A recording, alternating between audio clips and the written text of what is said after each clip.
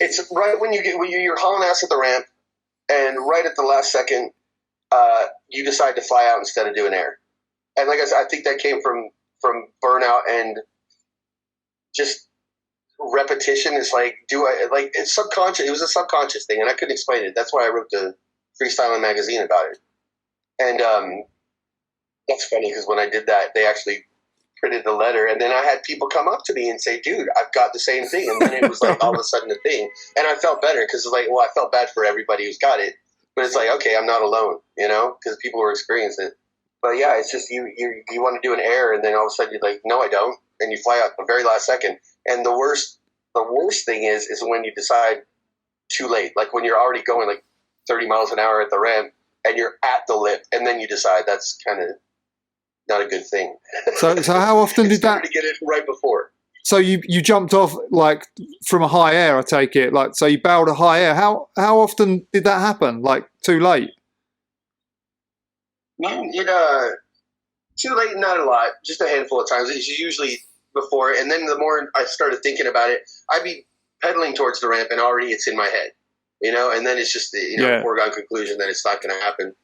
And I mean, when I came back to the States, I never ever got rid of it. I had my own backyard ramp, and even at contests, man, I have to have I'd have Dennis McCoy put his bike sideways along the coping, and then Matt would be on the other side with the bike right along the coping. If something was in my way, then I could do airs, and I wouldn't think about it. But when there was like just coping and space in the background, it's like 50-50 that I'm going to fly out. So and it was cool because it kind of became a thing. They didn't mind, and I appreciated it. I felt bad about it, but I mean, I had to do something. I'm at this contest. I got to ride. I'm not just going to fucking fly out all day and do lip tricks.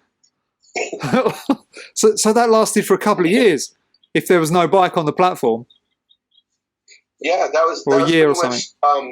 Ever since I wrote that letter of freestyling, I don't know what year it was, but it was before I went back to the States, and then it's like the entirety of the time afterwards. Some days were just good days, and you wouldn't think about it, but then for the rest of the time, like 90% of the time, it's there in your head, or it just occurs even when you're not thinking about it. It's a shitty thing to have.